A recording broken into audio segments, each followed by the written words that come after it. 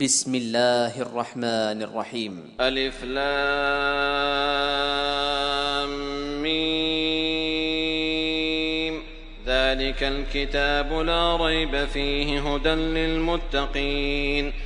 الذين يؤمنون بالغيب ويقيمون الصلاة ومما رزقناهم ينفقون والذين يؤمنون بما أنزل إليك وما أنزل من قبلك وبالآخرة هم يوقنون أولئك على هدى من ربهم وأولئك هم المفلحون إن الذين كفروا سواء عليهم أأنذرتهم أم لم تنذرهم لا يؤمنون ختم الله على قلوبهم وعلى سمعهم وعلى أبصارهم غشاوة ولهم عذاب عظيم ومن الناس من يقول آمنا بالله وباليوم الآخر وما هم بمؤمنين يخادعون الله والذين آمنوا وما يخدعون إلا أنفسهم وما يشعرون في قلوبهم مرض فزادهم الله مرضا ولهم عذاب أليم بما كانوا يكذبون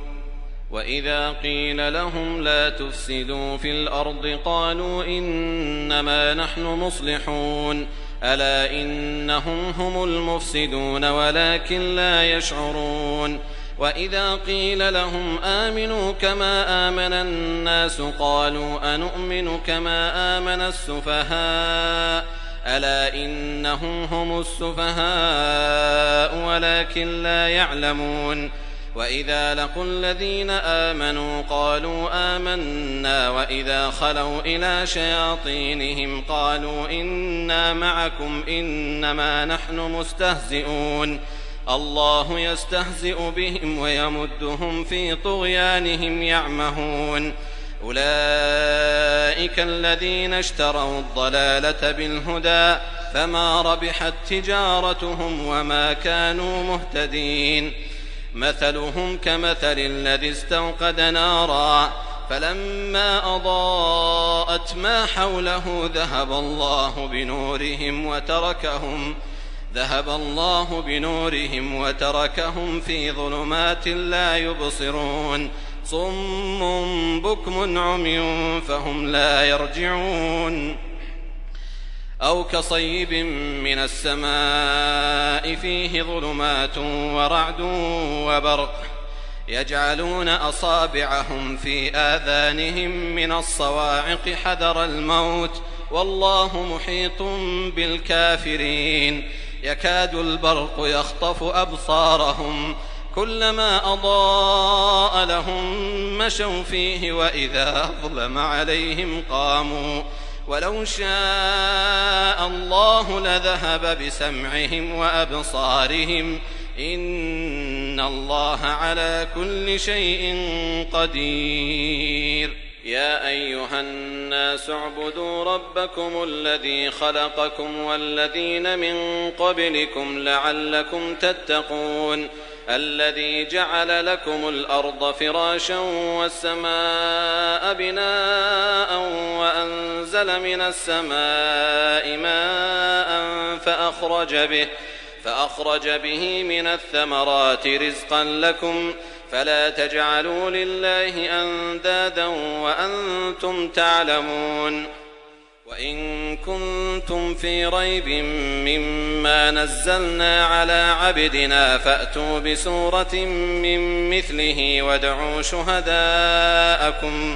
وادعوا شهداءكم من دون الله إن كنتم صادقين فإن لم تفعلوا ولن تفعلوا فاتقوا النار التي وقودها الناس والحجارة أعدت للكافرين وبشر الذين آمنوا وعملوا الصالحات أن لهم جنات تجري من تحتها الأنهار كلما رزقوا منها من ثمرة رزقا قالوا هذا الذي رزقنا من قبل وأتوا به متشابها ولهم فيها أزواج مطهرة وهم فيها خالدون.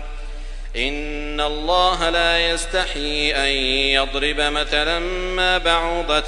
فما فوقها فأما الذين آمنوا فيعلمون أنه الحق من ربهم وأما الذين كفروا فيقولون ماذا أراد الله بهذا مثلا يضل به كثيرا ويهدي به كثيرا وما يضل به إلا الفاسقين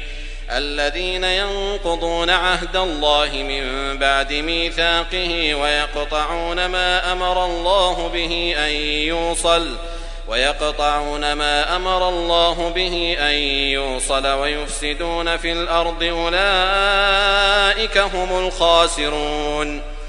كيف تكفرون بالله وكنتم أمواتا فأحياكم ثم يميتكم ثم يحييكم ثم إليه ترجعون. هو الذي خلق لكم ما في الأرض جميعا ثم استوى إلى السماء فسواهن 7 سماوات وهو بكل شيء عليم. وإذ قال ربك للملائكة إني جاعل في الأرض خليفة قالوا أتجعل فيها من يفسد فيها ويسفك الدماء ونحن نسبح بحمدك ونقدس لك قال إني أعلم ما لا تعلمون. وعلم آدم الأسماء كلها ثم عرضهم على الملائكة فقال أنبئوني بأسماء هؤلاء إن كنتم صادقين. قالوا سبحانك لا علم لنا إلا ما علمتنا إنك أنت العليم الحكيم. قال يا آدم أنبئهم بأسمائهم فلما أنبأهم بأسمائهم قال ألم أقل لكم إني أعلم غيب السماوات والأرض وأعلم ما تبدون وما كنتم تكتمون. وإذ قلنا للملائكة اسجدوا لآدم فسجدوا إلا إبليس أبى واستكبر وكان من الكافرين. وقلنا يا آدم اسكن أنت وزوجك الجنة وكلا منها رغدا حيث شئتما ولا تقربا هذه الشجرة فتكونا من الظالمين. فأزلهما الشيطان عنها فأخرجهما مما كانا فيه وقلنا اهبطوا بعضكم لبعض عدو ولكم في الأرض مستقر ومتاع إلى حين. فتلقى آدم من ربه كلمات فتاب عليه إنه هو التواب الرحيم. قلنا اهبطوا منها جميعا فإما يأتينكم مني هدى فمن تبع هداي فلا خوف عليهم ولا هم يحزنون. والذين كفروا وكذبوا بآياتنا أولئك أصحاب النار هم فيها خالدون. يا بني إسرائيل اذكروا نعمتي التي أنعمت عليكم وأوفوا بعهدي أوف بعهدكم وإياي فارهبون. وآمنوا بما أنزلت مصدقا لما معكم ولا تكونوا أول كافر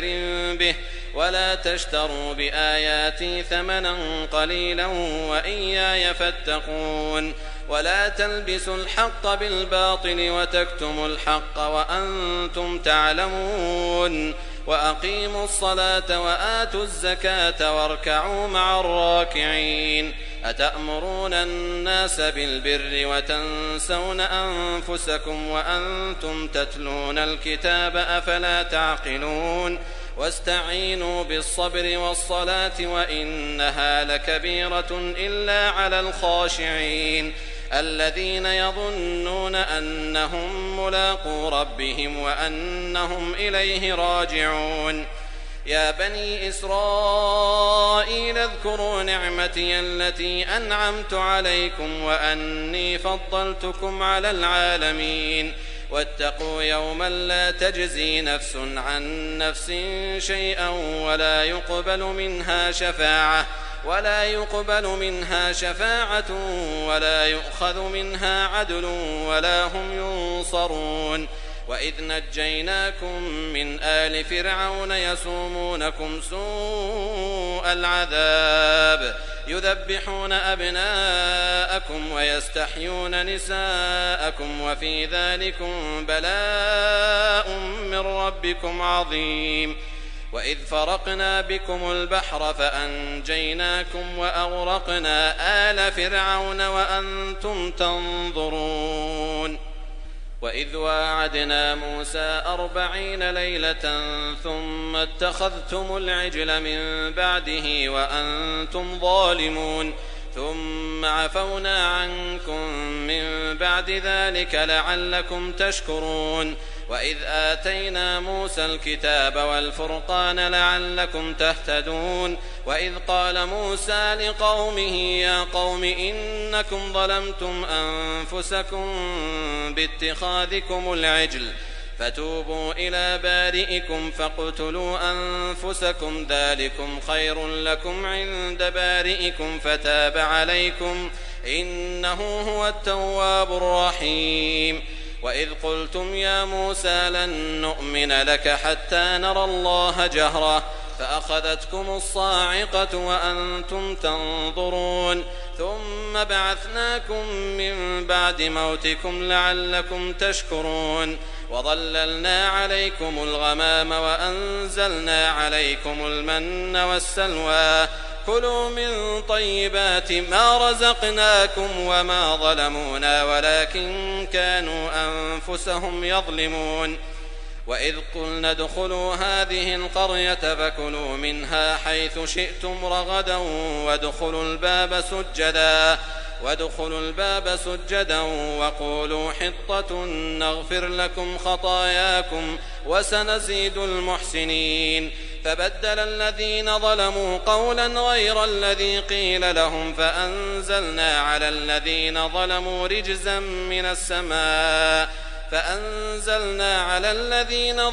رجزا من السماء بما كانوا يفسقون. وإذ استسقى موسى لقومه فقلنا اضرب بعصاك الحجر فانفجرت منه 12 عينا قد علم كل أناس مشربهم كلوا واشربوا من رزق الله ولا تعثوا في الأرض مفسدين. وإذ قلتم يا موسى لن نصبر على طعام واحد فادع لنا ربك يخرج لنا مما تنبت الأرض من بقلها وقثائها وفومها وعدسها وبصلها قال أتستبدلون الذي هو أدنى بالذي هو خير اهبطوا مصرا فإن لكم ما سألتم وضربت عليهم الذلة والمسكنة وباءوا بغضب من الله ذلك بأنهم كانوا يكفرون بآيات الله ويقتلون النبيين بغير الحق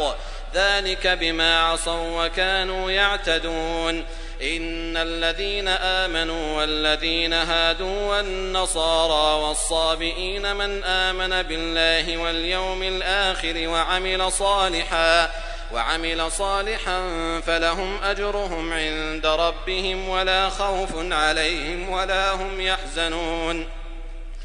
وإذ أخذنا ميثاقكم ورفعنا فوقكم الطور خذوا ما آتيناكم بقوة واذكروا ما فيه لعلكم تتقون ثم توليتم من بعد ذلك فلولا فضل الله عليكم ورحمته لكنتم من الخاسرين. ولقد علمتم الذين اعتدوا منكم في السبت فقلنا لهم كونوا قردة خاسئين فجعلناها نكالا لما بين يديها وما خلفها وموعظة للمتقين. وإذ قال موسى لقومه إن الله يأمركم أن تذبحوا بقرة قالوا أتتخذنا هزوا قال أعوذ بالله أن أكون من الجاهلين.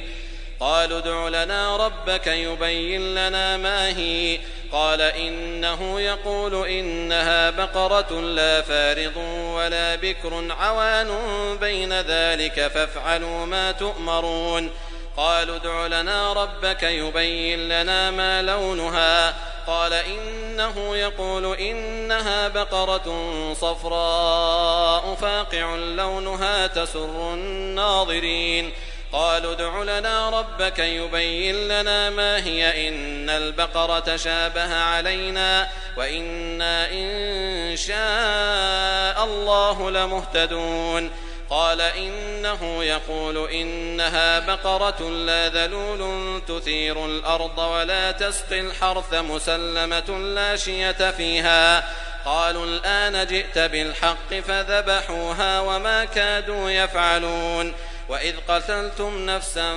فادارأتم فيها والله مخرج ما كنتم تكتمون. فقلنا اضربوه ببعضها كذلك يحيي الله الموتى ويريكم آياته لعلكم تعقلون. ثم قست قلوبكم من بعد ذلك فهي كالحجارة أو أشد قسوة وإن من الحجارة لما يتفجر منه الأنهار وإن منها لما يشقق فيخرج منه الماء وإن منها لما يهبط من خشية الله وما الله بغافل عما تعملون.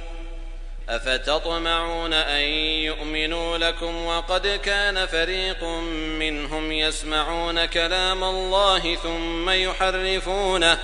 ثم يحرفونه من بعد ما عقلوه وهم يعلمون. وإذا لقوا الذين آمنوا قالوا آمنا وإذا خلا بعضهم إلى بعض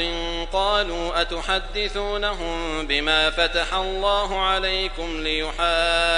ليحاجوكم به عند ربكم أفلا تعقلون. أولا يعلمون أن الله يعلم ما يسرون وما يعلنون. ومنهم أميون لا يعلمون الكتاب إلا أماني وإن هم إلا يظنون. فويل للذين يكتبون الكتاب بأيديهم ثم يقولون هذا من عند الله ليشتروا به ثمنا قليلا فويل لهم مما كتبت أيديهم وويل لهم مما يكسبون. وقالوا لن تمسنا النار إلا أياما معدودة قل أتخذتم عند الله عهدا فلن يخلف الله عهده أم تقولون على الله ما لا تعلمون. بلى من كسب سيئة وأحاطت به خطيئته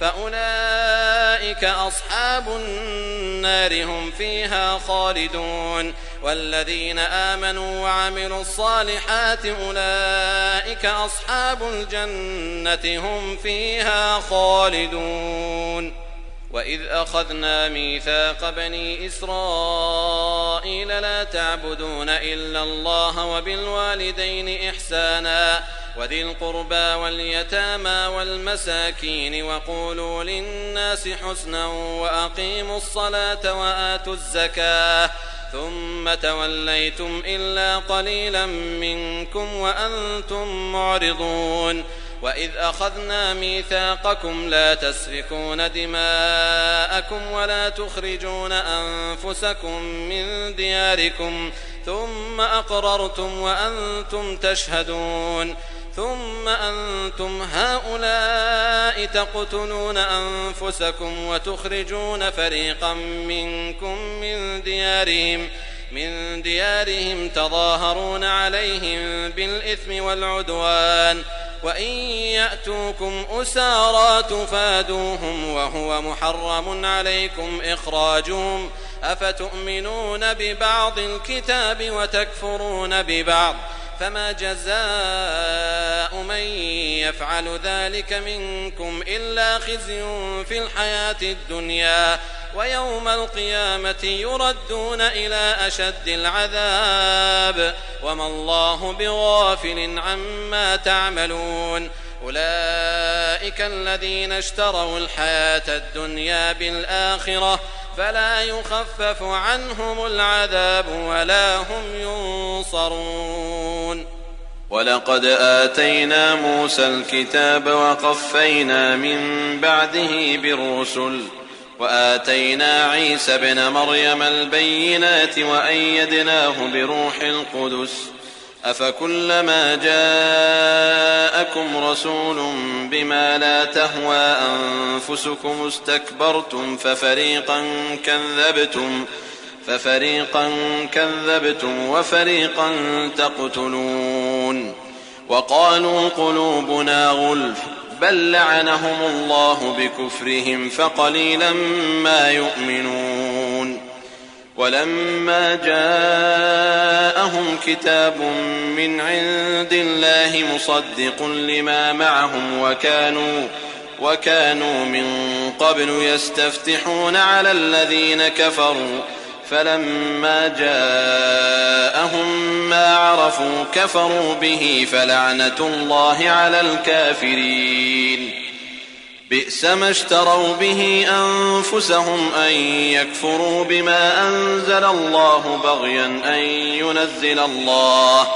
بغيا أن ينزل الله من فضله على من يشاء من عباده فباءوا بغضب على غضب وللكافرين عذاب مهين.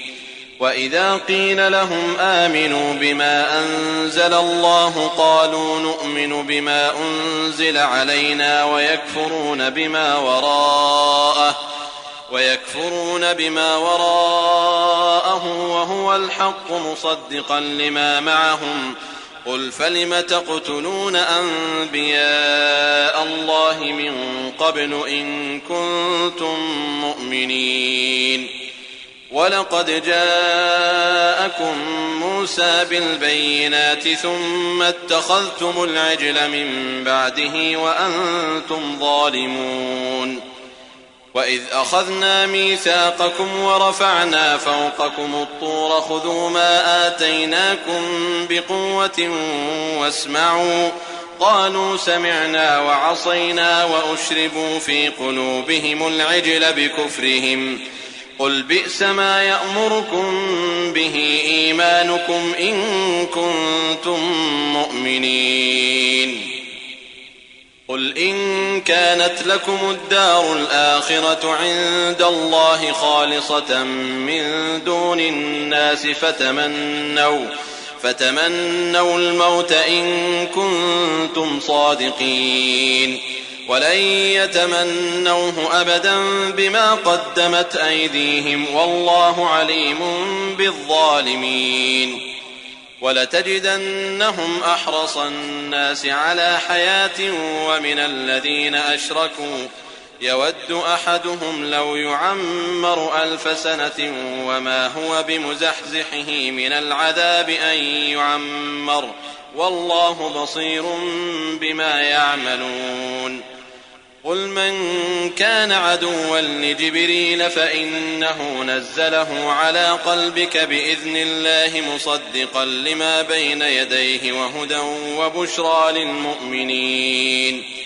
من كان عدوا لله وملائكته ورسله وجبريل وميكال فإن الله عدو للكافرين ولقد أنزلنا إليك آيات بينات وما يكفر بها إلا الفاسقون أوكلما عاهدوا عهدا نبذه فريق منهم بل أكثرهم لا يؤمنون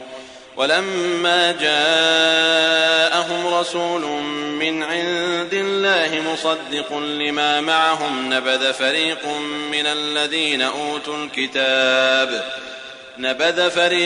من الذين أوتوا الكتاب كتاب الله وراء ظهورهم كأنهم لا يعلمون واتبعوا ما تتلو الشياطين على ملك سليمان وما كفر سليمان ولكن الشياطين كفروا يعلمون الناس السحر وما أنزل على الملكين ببابل هاروت وماروت وما يعلمان من أحد حتى يقولا إنما نحن فتنة فلا تكفر فيتعلمون منهما ما يفرقون به بين المرء وزوجه وما هم بضارين به من أحد إلا بإذن الله ويتعلمون ما يضرهم ولا ينفعهم ولقد علموا لمن اشتراه ما له في الآخرة من خلاق ولبئس ما شروا به أنفسهم لو كانوا يعلمون ولو أنهم آمنوا واتقوا لمثوبة من عند الله خير لو كانوا يعلمون يا أيها الذين آمنوا لا تقولوا راعنا وقولوا انظرنا واسمعوا وللكافرين عذاب أليم ما يود الذين كفروا من أهل الكتاب ولا المشركين أن ينزل عليكم من خير من ربكم والله يختص برحمته من يشاء والله ذو الفضل العظيم ما ننسخ من آية أو ننسها نأت بخير منها أو مثلها ألم تعلم أن الله على كل شيء قدير ألم تعلم أن الله له ملك السماوات والأرض وما لكم من دون الله من ولي ولا نصير أم تريدون أن تسألوا رسولكم كما سئل موسى من قبل ومن يتبدل الكفر بالإيمان فقد ضل سواء السبيل ود كثير من أهل الكتاب لو يردونكم من بعد إيمانكم كفارا حسدا من عند أنفسهم من بعد ما تبين لهم الحق فاعفوا واصفحوا حتى يأتي الله بأمره إن الله على كل شيء قدير وأقيموا الصلاة وآتوا الزكاة وما تقدموا لأنفسكم من خير تجدوه عند الله إن الله بما تعملون بصير وقالوا لن يدخل الجنة إلا من كان هودا أو نصارى تلك أمانيهم قل هاتوا برهانكم إن كنتم صادقين بلى من أسلم وجهه لله وهو محسن فله أجره عند ربه ولا خوف عليهم ولا هم يحزنون وقالت اليهود ليست النصارى على شيء وقالت النصارى ليست اليهود على شيء وهم يتلون الكتاب كذلك قال الذين لا يعلمون مثل قولهم فالله يحكم بينهم يوم القيامة فيما كانوا فيه يختلفون ومن أظلم ممن منع مساجد الله أن يذكر فيها اسمه وسعى في خرابها أولئك ما كان لهم أن يدخلوها إلا خائفين لهم في الدنيا خزي ولهم في الآخرة عذاب عظيم ولله المشرق والمغرب فأينما تولوا فثم وجه الله إن الله واسع عليم وقالوا اتخذ الله ولدا سبحانه بل له ما في السماوات والأرض كل له قانتون بديع السماوات والأرض وإذا قضى أمرا فإنما يقول له كن فيكون وقال الذين لا يعلمون لولا يكلمنا الله أو تأتينا آية كذلك قال الذين من قبلهم مثل قولهم تشابهت قلوبهم قد بينا الآيات لقوم يوقنون إنا أرسلناك بالحق بشيرا ونذيرا ولا تسأل عن أصحاب الجحيم ولن ترضى عنك اليهود ولا النصارى حتى تتبع ملتهم قل إن هدى الله هو الهدى ولئن اتبعت أهواءهم بعد الذي جاءك من العلم ما لك من الله من ولي ولا نصير الذين آتيناهم الكتاب يتلونه حق تلاوته أولئك يؤمنون به ومن يكفر به فأولئك هم الخاسرون يا بني إسرائيل اذكروا نعمتي التي أنعمت عليكم وأني فضلتكم على العالمين واتقوا يوما لا تجزي نفس عن نفس شيئا ولا يقبل منها عدل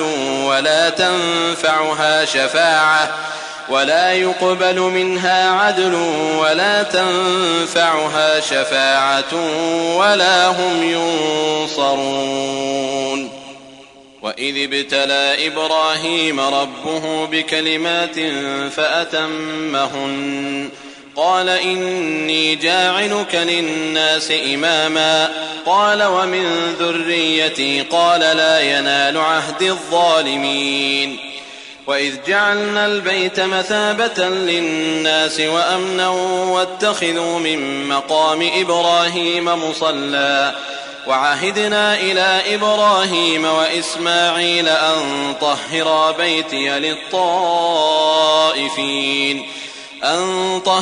بيتي للطائفين والعاكفين والركع السجود وإذ قال إبراهيم رب اجعل هذا بلدا آمنا وارزق أهله من الثمرات من آمن منهم بالله واليوم الآخر قال ومن كفر فأمتعه قليلا ثم أضطره إلى عذاب النار وبئس المصير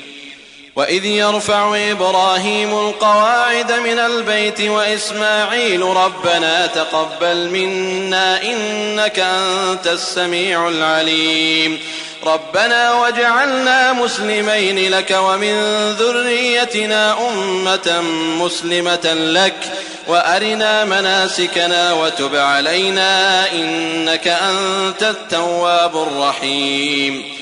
ربنا وابعث فيهم رسولا منهم يتلو عليهم آياتك ويعلمهم الكتاب والحكمة ويزكيهم إنك أنت العزيز الحكيم ومن يرغب عن ملة إبراهيم إلا من سفه نفسه ولقد اصطفيناه في الدنيا وإنه في الآخرة لمن الصالحين إذ قال له ربه أسلم قال أسلمت لرب العالمين ووصى بها إبراهيم بنيه ويعقوب يا بني إن الله اصطفى لكم الدين فلا تموتن إلا وأنتم مسلمون أم كنتم شهداء إذ حضر يعقوب الموت إذ قال لبنيه ما تعبدون من بعدي قالوا نعبد إلهك وإله آبائك إبراهيم وإسماعيل وإسحاق إلها واحدا ونحن له مسلمون تلك أمة قد خلت لها ما كسبت ولكم ما كسبتم ولا تسألون عما كانوا يعملون. وقالوا كونوا هودا أو نصارى تهتدوا قل بل ملة إبراهيم حنيفا وما كان من المشركين. قولوا آمنا بالله وما أنزل إلينا وما أنزل إلى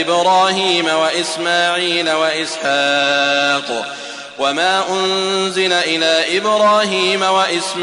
وإسحاق ويعقوب والأسباط وما أوتي موسى وعيسى وما أوتي النبيون من ربهم لا نفرق بين أحد منهم ونحن له مسلمون.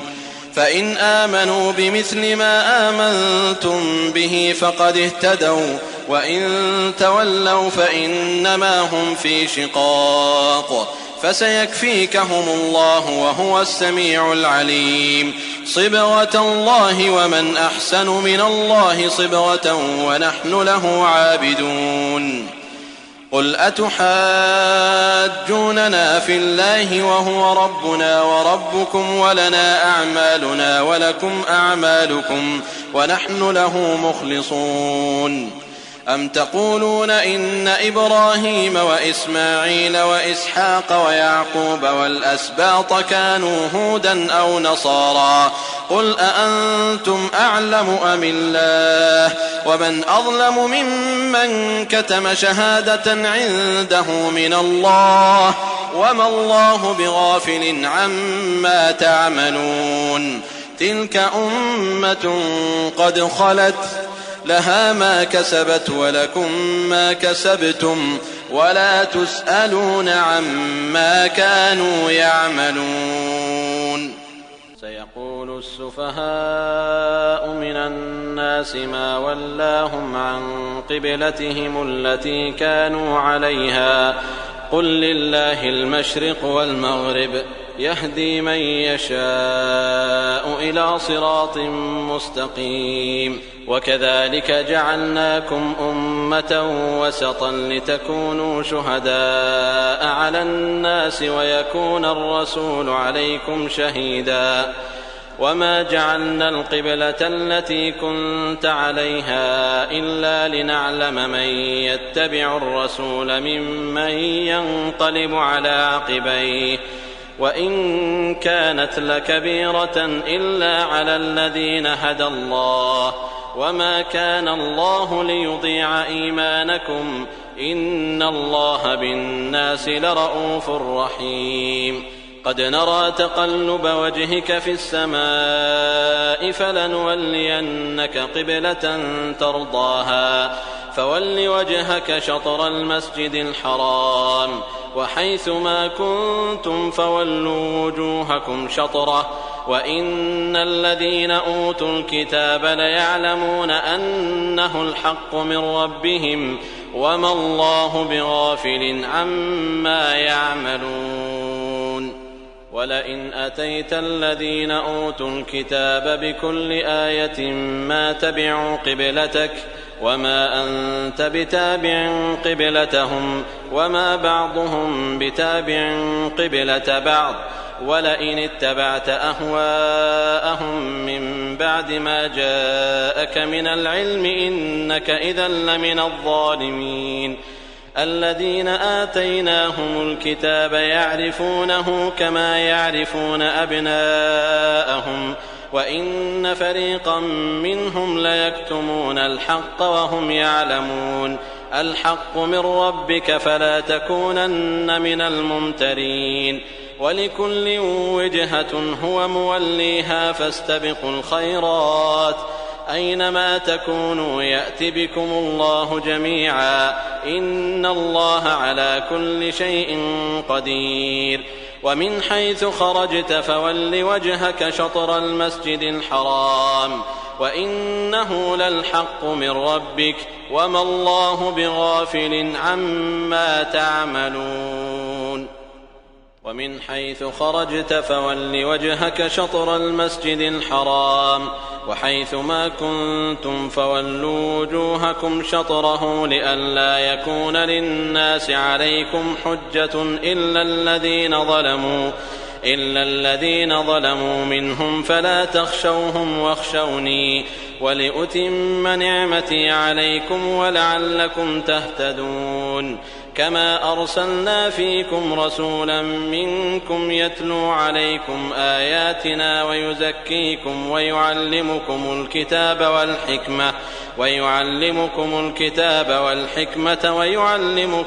ما لم تكونوا تعلمون فاذكروني أذكركم واشكروا لي ولا تكفرون يا أيها الذين آمنوا استعينوا بالصبر والصلاة إن الله مع الصابرين ولا تقولوا لمن يقتل في سبيل الله أموات بل أحياء ولكن لا تشعرون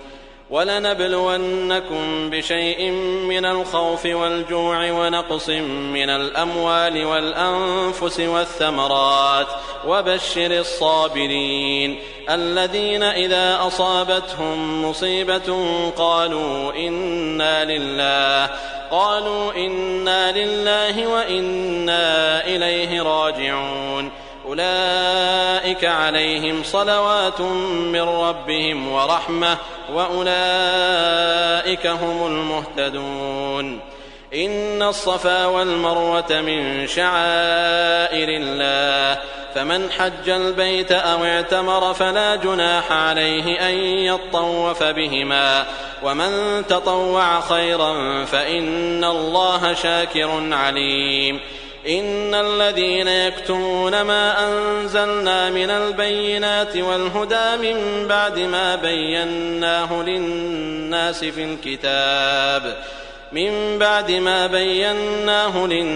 في الكتاب أولئك يلعنهم الله ويلعنهم اللاعنون إلا الذين تابوا وأصلحوا وبينوا فأولئك أتوب عليهم وأنا التواب الرحيم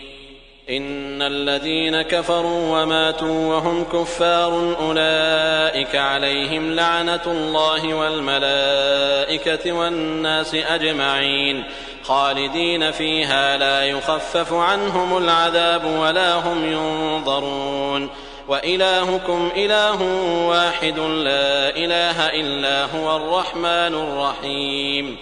إن في خلق السماوات والأرض واختلاف الليل والنهار والفلك التي تجري في البحر بما ينفع الناس وما أنزل الله من السماء من ماء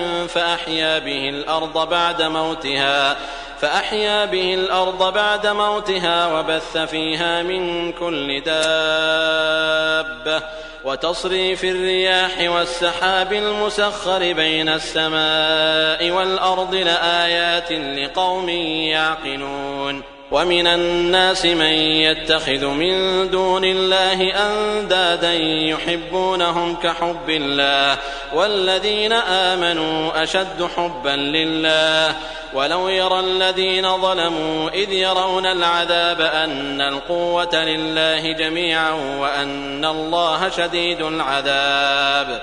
إذ تبرأ الذين اتبعوا من الذين اتبعوا ورأوا العذاب وتقطعت بهم الأسباب وقال الذين اتبعوا لو أن لنا كرة فنتبرأ منهم كما تبرأوا منا كذلك يريهم الله أعمالهم حسرات عليهم وما هم بخارجين من النار يا أيها الناس كلوا مما في الأرض حلالا طيبا ولا تتبعوا خطوات الشيطان إنه لكم عدو مبين إنما يأمركم بالسوء والفحشاء وأن تقولوا على الله ما لا تعلمون وإذا قيل لهم اتبعوا ما أنزل الله قالوا بل نتبع ما ألفينا عليه آباءنا أولو كان آباؤهم لا يعقلون شيئا ولا يهتدون ومثل الذين كفروا كمثل الذي ينعق بما لا يسمع إلا دعاء ونداء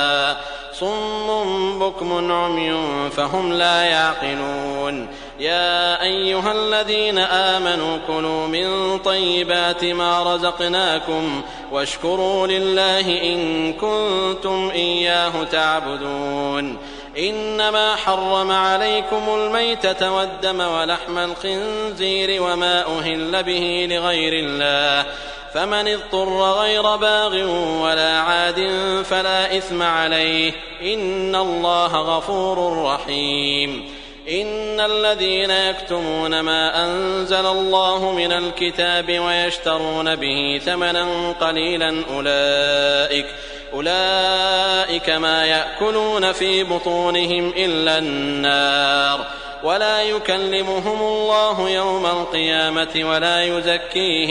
ولا يزكيهم ولهم عذاب أليم أولئك الذين اشتروا الضلالة بالهدى والعذاب بالمغفرة فما أصبرهم على النار ذلك بأن الله نزل الكتاب بالحق وإن الذين اختلفوا في الكتاب لفي شقاق بعيد ليس البر أن تولوا وجوهكم قبل المشرق والمغرب ولكن البر من آمن بالله واليوم الآخر والملائكة والكتاب والنبيين وآتى المال على حبه ذوي القربى واليتامى والمساكين وابن السبيل والسائلين وفي الرقاب وأقام الصلاة وآتى الزكاة والموفون بعهدهم إذا عاهدوا والصابرين في البأساء والضراء وحين البأس أولئك الذين صدقوا وأولئك هم المتقون يا أيها الذين آمنوا كتب عليكم القصاص في القتلى الحر بالحر والعبد بالعبد والأنثى بالأنثى فمن عفي له من أخيه شيء فاتباع بالمعروف وأداء إليه بإحسان ذلك تخفيف من ربكم ورحمة فمن اعتدى بعد ذلك فله عذاب أليم ولكم في القصاص حياة يا أولي الألباب لعلكم تتقون كتب عليكم إذا حضر أحدكم الموت إن ترك خيرا الوصية للوالدين والأقربين بالمعروف حقا على المتقين فمن بدله بعدما سمعه فإنما إثمه على الذين يبدلونه إن الله سميع عليم فمن خاف من موص جنفا أو إثما فأصلح بينهم فلا إثم عليه إن الله غفور رحيم يا أيها الذين آمنوا كتب عليكم الصيام كما كتب على الذين من قبلكم لعلكم تتقون أياما معدودات فمن كان منكم مريضا أو على سفر فعدة من أيام أخر وعلى الذين يطيقونه فدية طعام مسكين فمن تطوع خيرا فهو خير له وأن تصوموا خير لكم إن كنتم تعلمون شهر رمضان الذي أنزل فيه القرآن هدى للناس وبينات من الهدى والفرقان فمن شهد منكم الشهر فليصم ومن كان مريضا أو على سفر فعدة من أيام أخر يريد الله بكم اليسر ولا يريد بكم العسر ولتكملوا العدة ولتكبروا الله على ما هداكم ولعلكم تشكرون وإذا سألك عبادي عني فإني قريب أجيب دعوة الداع إذا دعان فليستجيبوا لي وليؤمنوا بي لعلهم يرشدون أحل لكم ليلة الصيام الرفث إلى نسائكم هن لباس لكم وأنتم لباس لهن علم الله أنكم كنتم تختانون أنفسكم فتاب عليكم وعفى عنكم، فالآن باشروهن وابتغوا ما كتب الله لكم، وكلوا واشربوا حتى يتبين لكم الخيط الأبيض من الخيط الأسود من الفجر، ثم أتموا الصيام إلى الليل، ولا تباشروهن وأنتم عاكفون في المساجد، تلك حدود الله فلا تقربوها، كذلك يبين الله آياته للناس لعلهم يتقون. ولا تأكلوا أموالكم بينكم بالباطل وتدلوا بها إلى الحكام لتأكلوا فريقا من أموال الناس بالإثم وأنتم تعلمون. يسألونك عن الأهلة، قل هي مواقيت للناس والحج، وليس البر بأن تأتوا البيوت من ظهورها، ولكن البر من اتقى، وأتوا البيوت من أبوابها، واتقوا الله لعلكم تفلحون. وقاتلوا في سبيل الله الذين يقاتلونكم ولا تعتدوا، إن الله لا يحب المعتدين. واقتلوهم حيث ثقفتموهم وأخرجوهم من حيث أخرجوكم، والفتنة أشد من القتل، ولا تقاتلوهم عند المسجد الحرام حتى يقاتلوكم فيه، فإن قاتلوكم فاقتلوهم، كذلك جزاء الكافرين، فإن انتهوا فإن الله غفور رحيم. وقاتلوهم حتى لا تكون فتنة ويكون الدين لله، فإن انتهوا فلا عدوان إلا على الظالمين. الشهر الحرام بالشهر الحرام والحرمات قصاص، فمن اعتدى عليكم فاعتدوا عليه بمثل ما اعتدى عليكم، واتقوا الله واعلموا أن الله مع المتقين. وأنفقوا في سبيل الله ولا تلقوا بأيديكم إلى التهلكة وأحسنوا، إن الله يحب المحسنين. وأتموا الحج والعمرة لله، فإن أحصرتم فما استيسر من الهدي، ولا تحلقوا رؤوسكم حتى يبلغ الهدي محله، فمن كان منكم مريضا أو به أذى من رأسه ففدية من صيام أو صدقة أو نسك، فإذا أمنتم فمن تمتع بالعمرة إلى الحج فما استيسر من الهدي، فمن لم يجد فصيام 3 أيام في الحج و7 إذا رجعتم، تلك 10 كاملة، ذلك لمن لم يكن أهله حاضر المسجد الحرام. واتقوا الله واعلموا أن الله شديد العقاب. الحج أشهر معلومات، فمن فرض فيهن الحج فلا رفث ولا فسوق ولا جدال في الحج، وما تفعلوا من خير يعلمه الله، وتزودوا فإن خير الزاد التقوى، واتقون يا أولي الألباب. ليس عليكم جناح أن تبتغوا فضلا من ربكم، فإذا أفضتم من عرفات فاذكروا الله عند المشعر الحرام، واذكروه كما هداكم، وإن كنتم من قبله لمن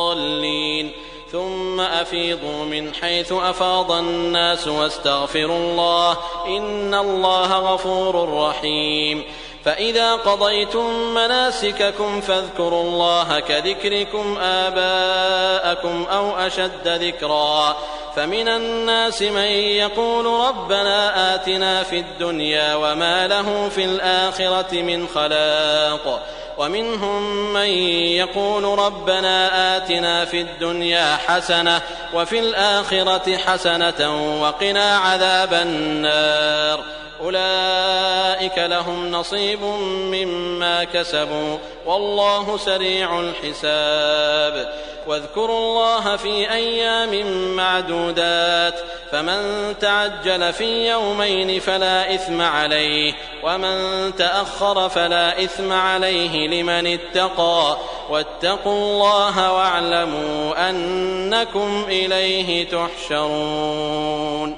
ومن الناس من يعجبك قوله في الحياة الدنيا ويشهد الله على ما في قلبه وهو ألد الخصام وإذا تولى سعى في الأرض ليفسد فيها ويهلك الحرث والنسل والله لا يحب الفساد. وإذا قيل له اتق الله أخذته العزة بالإثم فحسبه جهنم ولبئس المهاد. ومن الناس من يشري نفسه ابتغاء مرضات الله والله رؤوف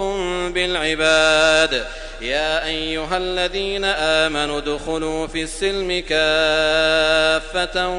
ولا تتبعوا خطوات الشيطان إنه لكم عدو مبين. فإن زللتم من بعد ما جاءتكم البينات فاعلموا أن الله عزيز حكيم. هل ينظرون إلا أن يأتيهم الله في ظلل من الغمام والملائكة وقضي الأمر وإلى الله ترجع الأمور. سل بني إسرائيل كم آتيناهم من آية بينة ومن يبدل نعمة الله من بعد ما جاءته فإن الله شديد العقاب. زين للذين كفروا الحياة الدنيا ويسخرون من الذين آمنوا والذين اتقوا فوقهم يوم القيامة والله يرزق من يشاء بغير حساب. كان الناس أمة واحدة فبعث الله النبيين مبشرين ومنذرين وأنزل معهم الكتاب بالحق ليحكم بين الناس فيما اختلفوا فيه وما اختلف فيه إلا الذين أوتوه من بعد ما جاءتهم البينات بغيا بينهم فهدى الله الذين آمنوا لما اختلفوا فيه من الحق بإذنه والله يهدي من يشاء إلى صراط مستقيم. أم حسبتم أن تدخلوا الجنة ولما يأتكم مثل الذين خلوا من قبلكم مستهم البأساء والضراء وزلزلوا حتى يقول الرسول والذين آمنوا معه متى نصر الله ألا إن نصر الله قريب. يسألونك ماذا ينفقون قل ما أنفقتم من خير فللوالدين والأقربين واليتامى والمساكين وابن السبيل وما تفعلوا من خير فإن الله به عليم. كتب عليكم القتال وهو كره لكم وعسى أن تكرهوا شيئا وهو خير لكم وعسى أن تحبوا شيئا وهو شر لكم والله يعلم وأنتم لا تعلمون. يسألونك عن الشهر الحرام قتال فيه قل قتال فيه كبير وصد عن سبيل الله وكفر به والمسجد الحرام وإخراج أهله منه أكبر عند الله والفتنة أكبر من القتل ولا يزالون يقاتلونكم حتى يردوكم عن دينكم إن استطاعوا ومن يرتدد منكم عن دينه فيمت وهو كافر فأولئك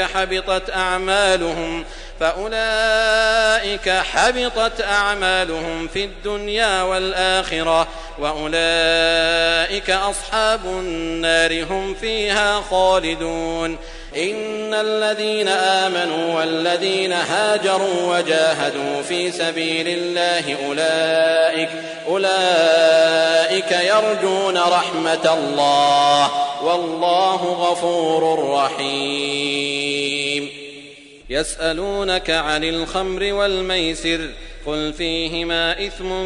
كبير ومنافع للناس وإثمهما أكبر من نفعهما ويسألونك ماذا ينفقون قل العفو كذلك يبين الله لكم الآيات لعلكم تتفكرون في الدنيا والآخرة. ويسألونك عن اليتامى قل إصلاح لهم خير وإن تخالطوهم فإخوانكم والله يعلم المفسد من المصلح ولو شاء الله لأعنتكم إن الله عزيز حكيم. ولا تنكحوا المشركات حتى يؤمن ولأمة مؤمنة خير من مشركة ولو أعجبتكم ولا تنكحوا المشركين حتى يؤمنوا ولعبد مؤمن خير من مشرك ولو أعجبكم أولئك يدعون إلى النار والله يدعو إلى الجنة والمغفرة بإذنه ويبين آياته للناس لعلهم يتذكرون. ويسألونك عن المحيض قل هو أذى فاعتزلوا النساء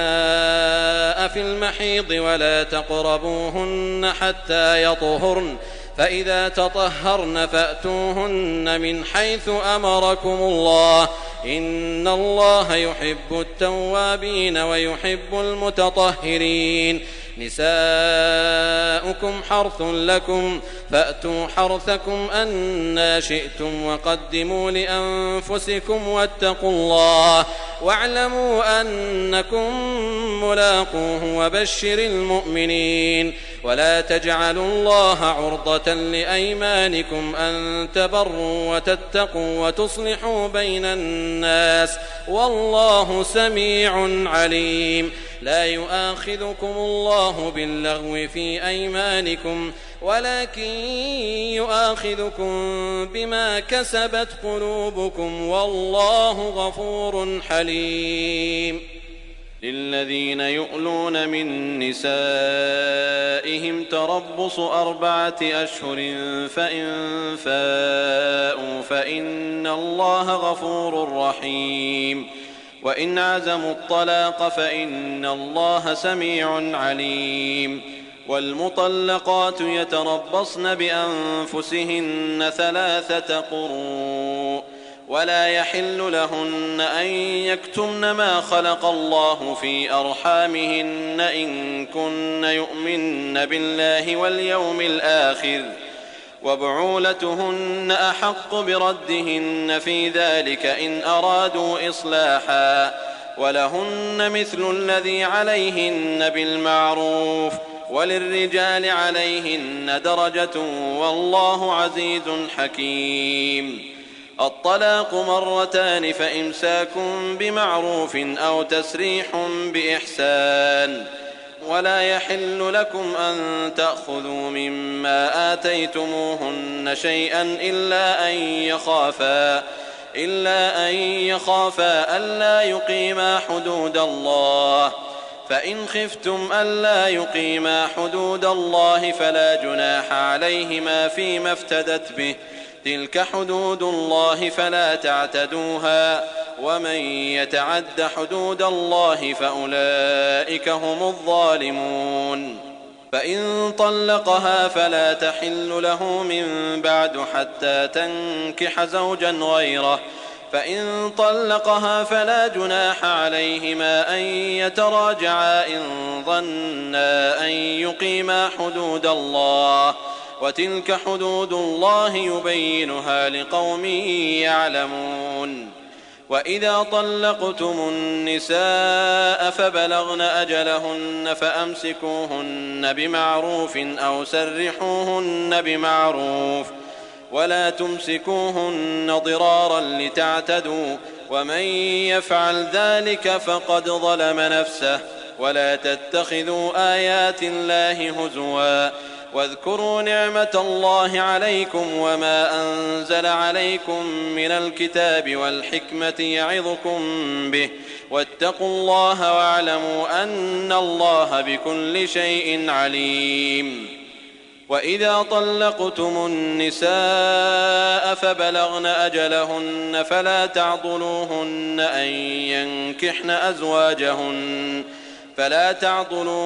أن ينكحن أزواجهن إذا تراضوا بينهم بالمعروف، ذلك يوعظ به من كان منكم يؤمن بالله واليوم الآخر، ذلكم أزكى لكم وأطهر، والله يعلم وأنتم لا تعلمون. والوالدات يرضعن أولادهن حولين كاملين لمن أراد أن يتم الرضاعة، وعلى المولود له رزقهن وكسوتهن بالمعروف، لا تكلف نفس إلا وسعها، لا تضار والدة بولدها ولا مولود له بولده، وعلى الوارث مثل ذلك، فإن أرادا فصالا عن تراض منهما وتشاور فلا جناح عليهما.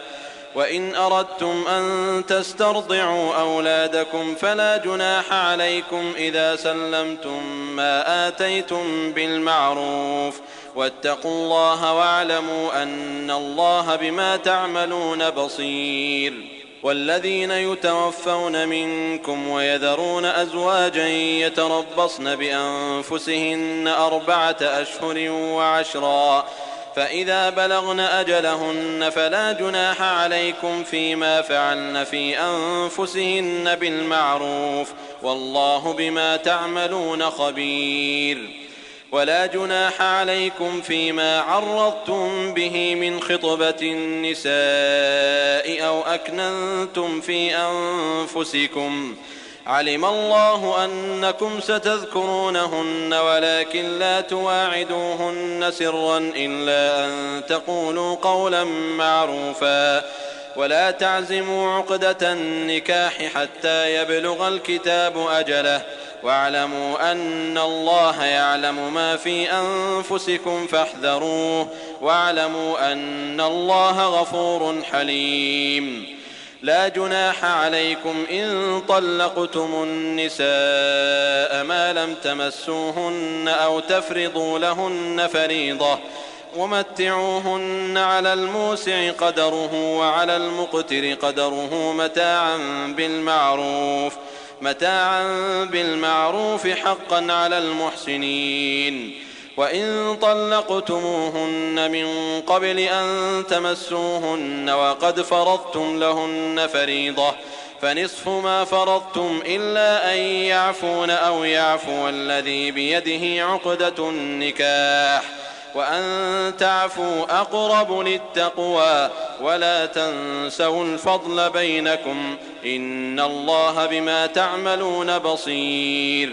حافظوا على الصلوات والصلاة الوسطى وقوموا لله قانتين. فإن خفتم فرجالا أو ركبانا، فإذا أمنتم فاذكروا الله كما علمكم ما لم تكونوا تعلمون. والذين يتوفون منكم ويذرون أزواجا وصية لأزواجهم متاعا إلى الحول غير إخراج،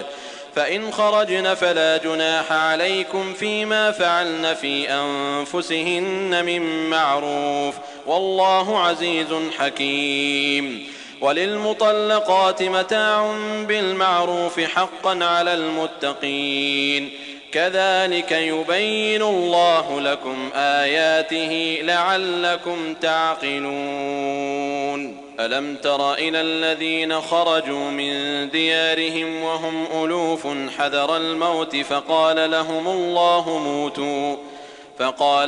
الله موتوا ثم أحياهم، إن الله لذو فضل على الناس ولكن أكثر الناس لا يشكرون. وقاتلوا في سبيل الله واعلموا أن الله سميع عليم.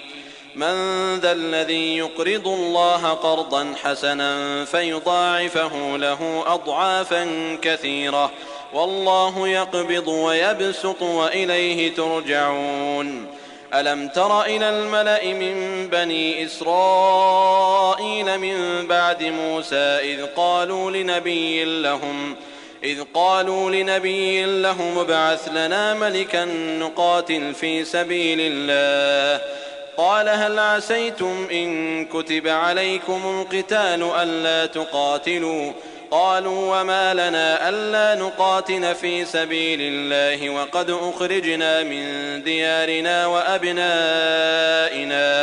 فلما كتب عليهم القتال تولوا إلا قليلا منهم والله عليم بالظالمين. وقال لهم نبيهم إن الله قد بعث لكم طالوت ملكا قالوا أنى يكون له الملك علينا ونحن أحق بالملك منه ولم يؤت سعة من المال قال إن الله اصطفاه عليكم وزاده بسطة في العلم والجسم والله يؤتي ملكه من يشاء والله واسع عليم. وقال لهم نبيهم إن آية ملكه أن يأتيكم التابوت فيه سكينة من ربكم وبقية مما ترك آل موسى وآل هارون تحمله الملائكة إن في ذلك لآية لكم إن كنتم مؤمنين. فلما فصل طالوت بالجنود قال إن الله مبتليكم بنهر فمن شرب منه فليس مني ومن لم يطعمه فإنه مني إلا من اغترف غرفة بيده فشربوا منه إلا قليلا منهم فلما جاوزه هو والذين آمنوا معه قالوا لا طاقة لنا اليوم بجالوت وجنوده قال الذين يظنون أنهم ملاقو الله كم من فئة قليلة غلبت فئة كثيرة بإذن الله والله مع الصابرين. ولما برزوا لجالوت وجنوده قالوا ربنا أفرغ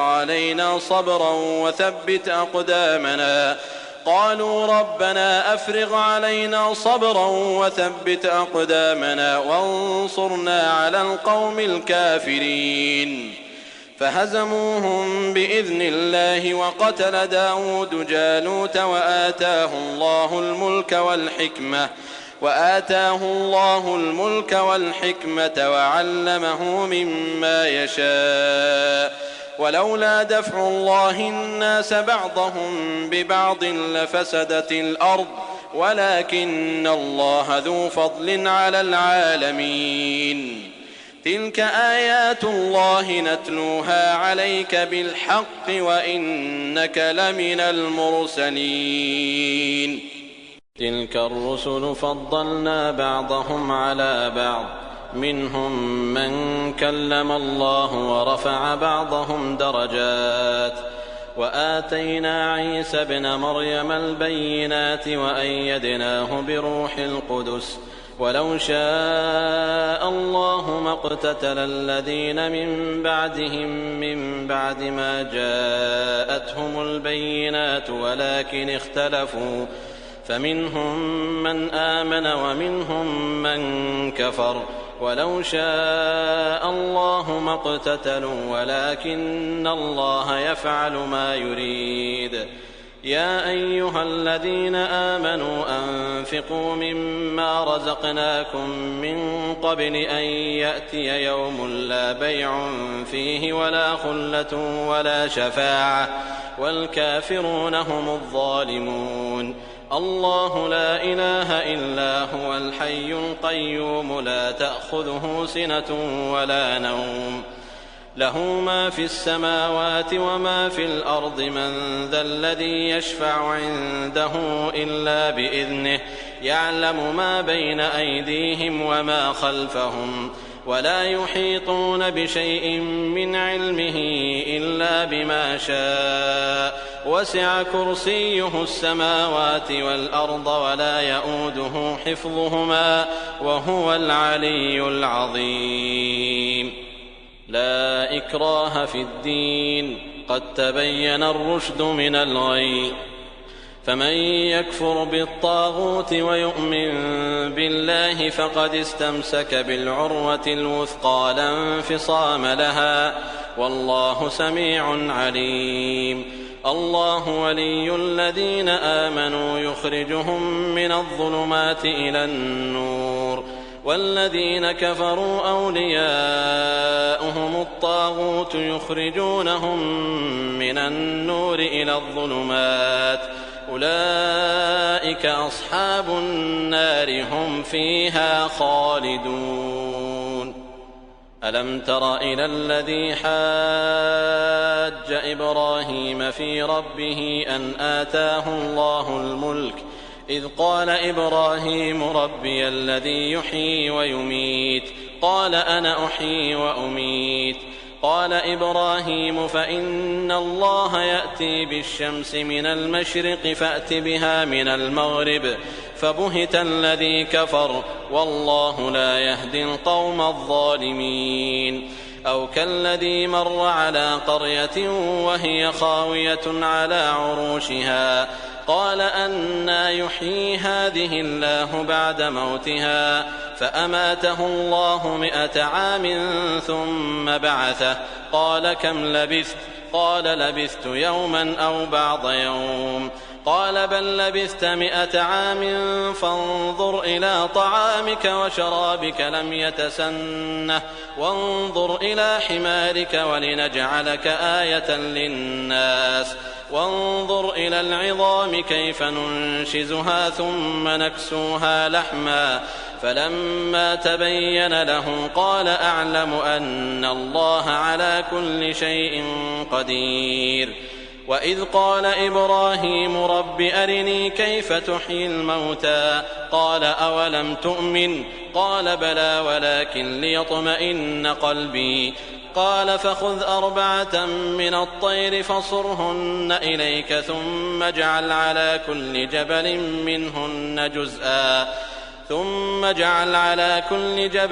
منهن جزءا ثم ادعهن يأتينك سعيا واعلم أن الله عزيز حكيم. مثل الذين ينفقون أموالهم في سبيل الله كمثل حبة أنبتت 7 سنابل في كل سنبلة 100 حبة والله يضاعف لمن يشاء والله واسع عليم. الذين ينفقون أموالهم في سبيل الله ثم لا يتبعون ما أنفقوا منا ولا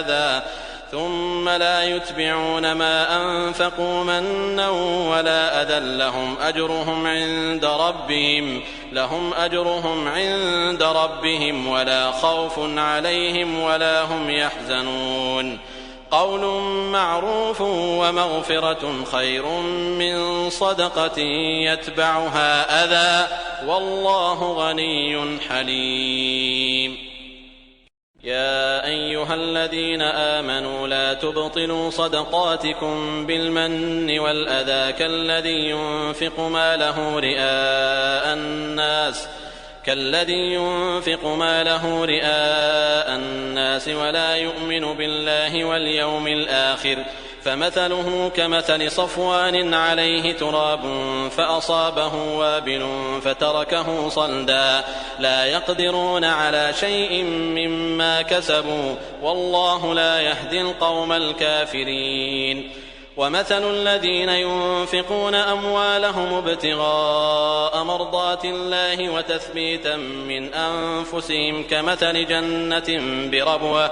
كمثل جنة بربوة أصابها وابل فآتت أكلها ضعفين فإن لم يصبها وابل فطل والله بما تعملون بصير. أيود أحدكم أن تكون له جنة من نخيل وأعناب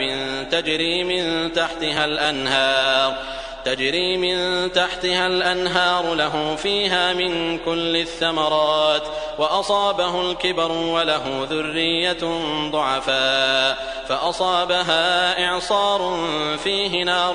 فاحترقت كذلك يبين الله لكم الآيات لعلكم تتفكرون يا أيها الذين آمنوا أنفقوا من طيبات ما كسبتم ومما أخرجنا لكم من الأرض ولا تيمموا الخبيث منه تنفقون ولستم بآخذيه إلا أن تغمضوا فيه واعلموا أن الله غني حميد الشيطان يعدكم الفقر ويأمركم بالفحشاء والله يعدكم مغفرة منه وفضلا والله واسع عليم يؤتي الحكمة من يشاء ومن يؤت الحكمة فقد أوتي خيرا كثيرا وما يذكر إلا أولو الألباب وما أنفقتم من نفقة أو نذرتم من نذر فإن الله يعلمه وما للظالمين من أنصار إن تبدوا الصدقات فنعما هي وإن تخفوها وتؤتوها الفقراء فهو خير لكم ويكفر عنكم من سيئاتكم والله بما تعملون خبير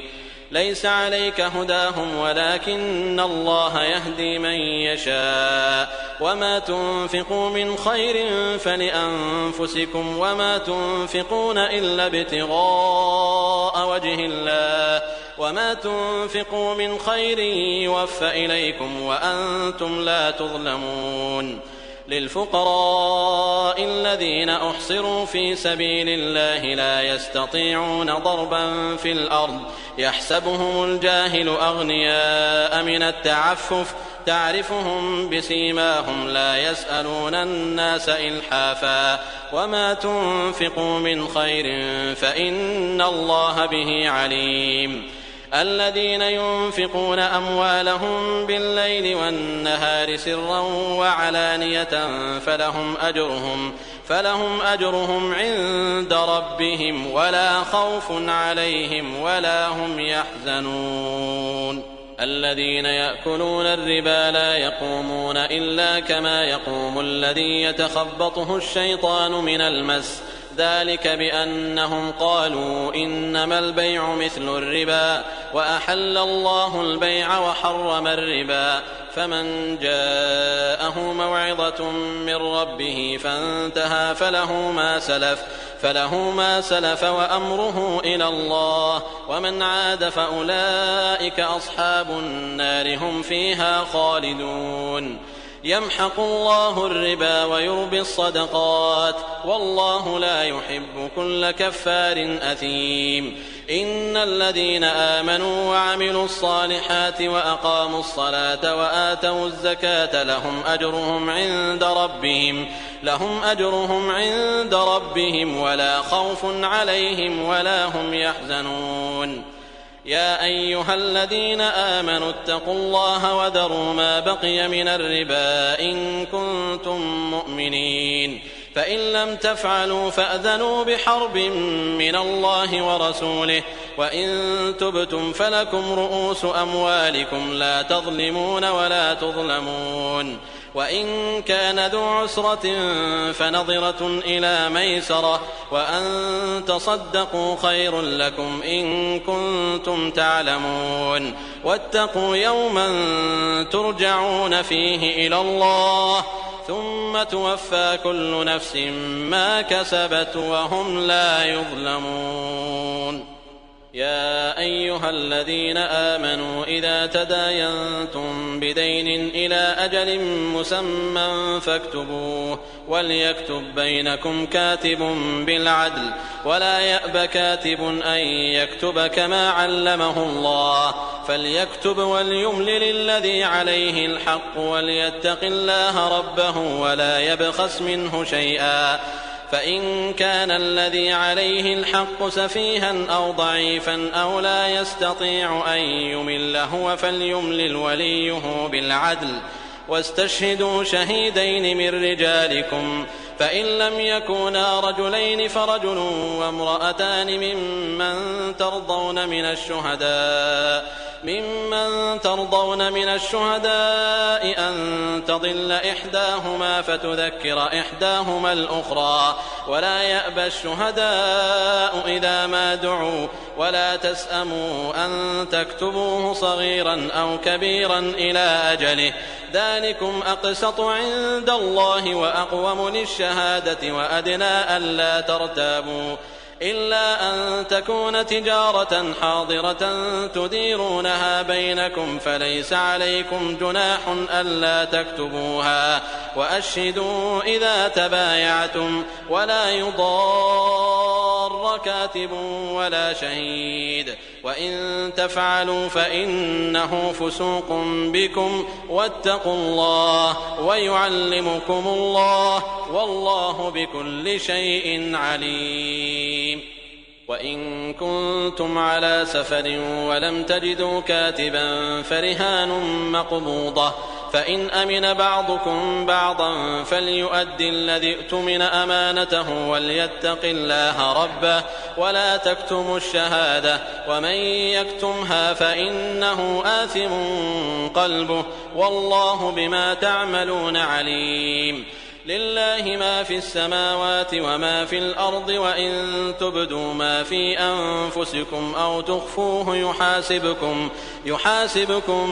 به الله فيغفر لمن يشاء ويعذب من يشاء والله على كل شيء قدير. آمن الرسول بما أنزل إليه من ربه والمؤمنون كل آمن بالله وملائكته وكتبه ورسله لا نفرق بين أحد من رسله وقالوا سمعنا وأطعنا غفرانك ربنا وإليك المصير. لا يكلف الله نفسا إلا وسعها لها ما كسبت وعليها ما اكتسبت ربنا لا تؤاخذنا إن نسينا أو أخطأنا ربنا ولا تحمل علينا إصرا كما حملته على الذين من قبلنا ربنا ولا تحملنا ما لا طاقة لنا به واعف عنا واغفر لنا وارحمنا أنت مولانا فانصرنا على القوم الكافرين.